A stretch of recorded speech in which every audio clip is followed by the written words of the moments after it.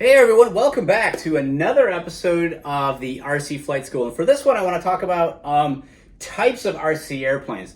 There is a massive amount of planes available in the marketplace.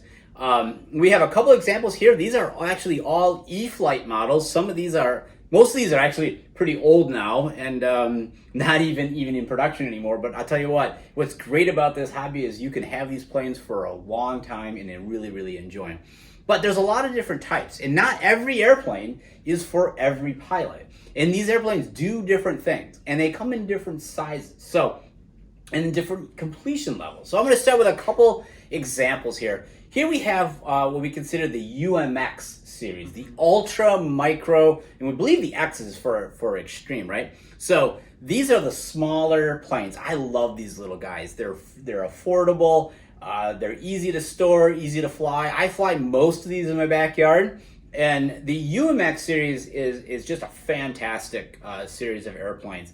And these airplanes here are also available in bigger sizes. So ultra micros, the smallest available on the market, and you have a Umx Sport Cub. It's about the size. It's actually a little bit smaller, but very similar size to my original Timber Umx here. And you can have Umx Warbirds, such as my P51 Mustang here, and you can have Umx EDF, such as my A10 Warthog. And the next step up in size is considered Parkflyer. And Parkflyer is a really kind of a weird term. It used to kind of mean the airplanes that were able to be flown in a small park. And they had a wingspan of usually about, somewhere in the neighborhood of this, right? I have a couple of them. I just didn't bring them in for this example. But they're in that 30 to, maybe like that 30-inch wingspan up to maybe like a 44-inch wingspan. Able to be flown in a park. Little bit more scale detail, a little bit more stuff done to them, not horrendously overpowered. And you can find Parkflyers in multiple different varieties as well.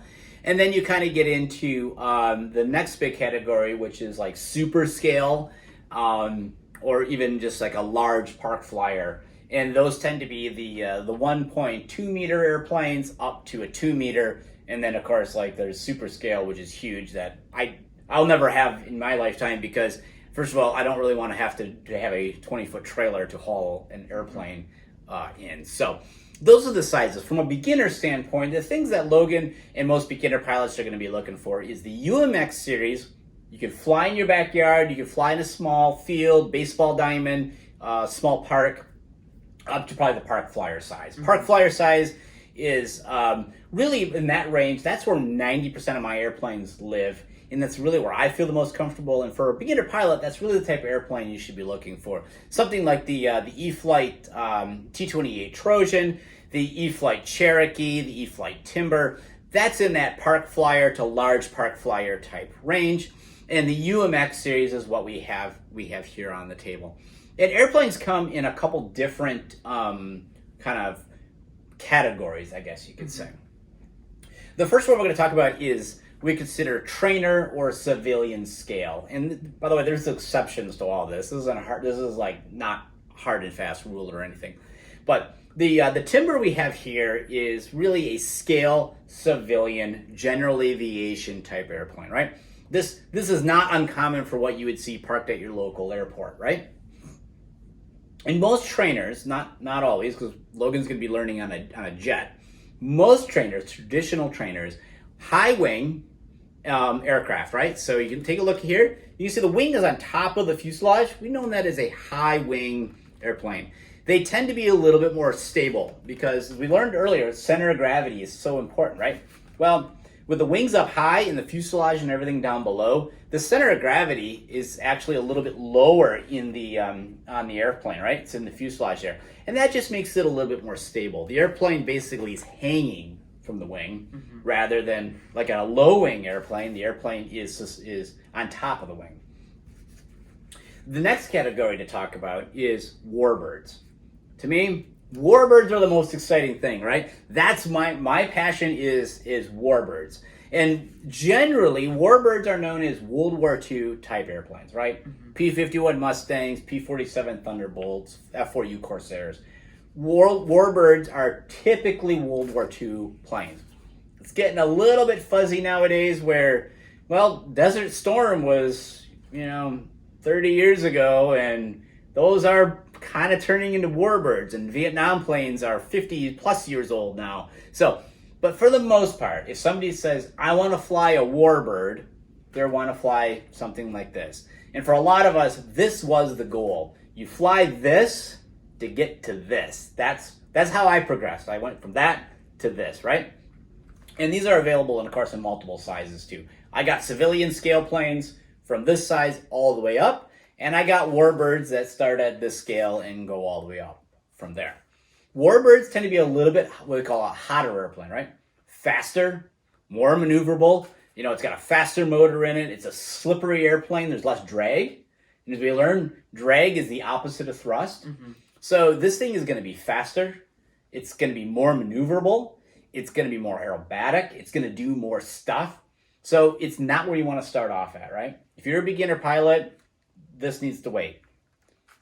Scale civilian, much better for a beginner pilot to start with.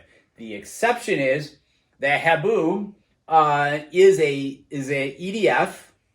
My A10 here is an EDF plane, and EDF is electric ducted fan. It's got little tiny jet engine looking things in there, right? These tended to be not what a beginner should ever fly. The exception, the Habu, is an EDF that's specifically designed for flight instruction, right?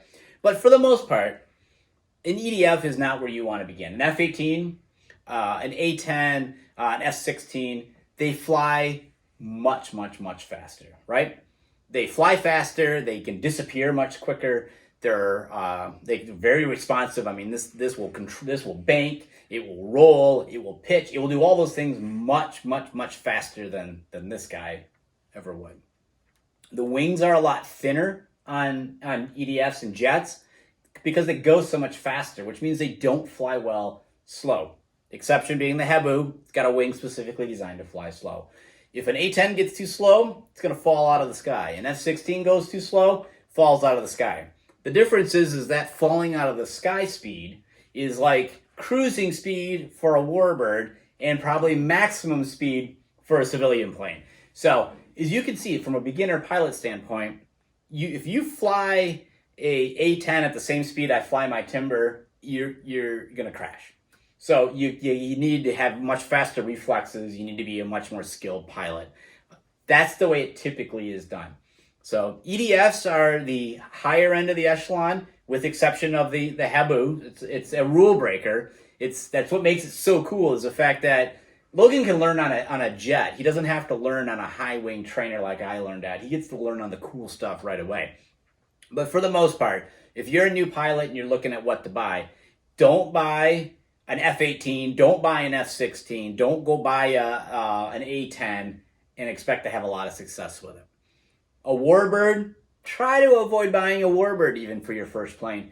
Try to stick to a high-wing scale civilian or a purpose-built trainer.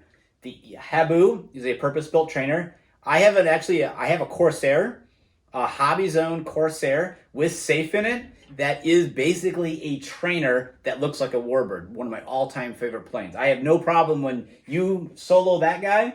I'll put you in my Corsair and you'll do just fine.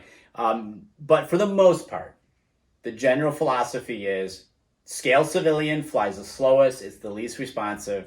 It is best for a trainer, best for beginner pilots. That doesn't mean that someone like me doesn't have a lot of fun with them. These things are great. I fly this guy off my pond in my backyard on a summer night. I love it. Warbirds, a little bit hotter. Got to step your game up a little bit more.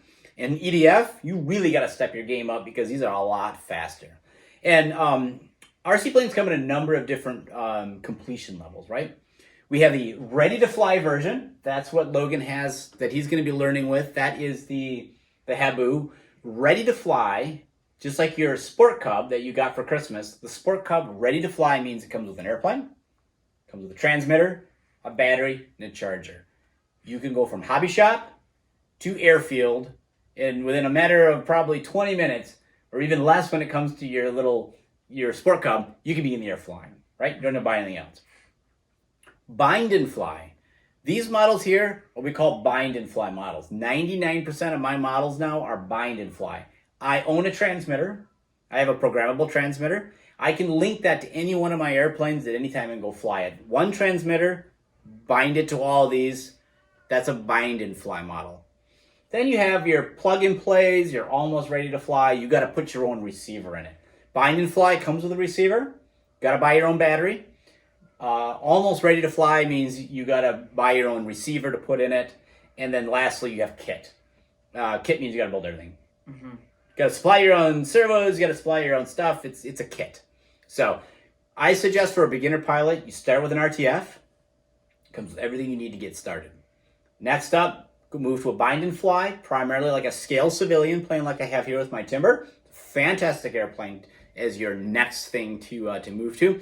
And eventually then get into a programmable radio where you can program 100 planes to your radio. One radio programs them all, and you can make all your little changes. But for the most part, you want to start off with a ready to fly, move to a bind and fly, and start with something like this. So once again, Logan, do you have any questions concerning the types of airplanes that we talked about in today's episode? No, I don't think I do.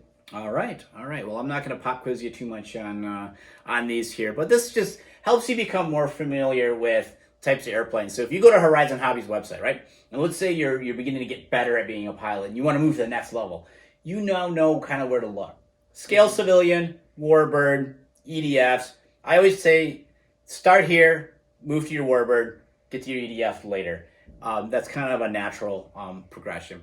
If you have a programmable radio already, a transmitter, bind and fly is the way to go. If you're starting off from scratch, you're going to need a ready to fly. It's the best way to get going. So once again, thanks everyone to our friends at Horizon Hobby for making this video series possible. They have some fantastic aircraft. I have quite a few of them in my hangar already. So when came time to do this one, I could go grab a couple airplanes and get them out here on the table. But I appreciate their support in making this program come to life.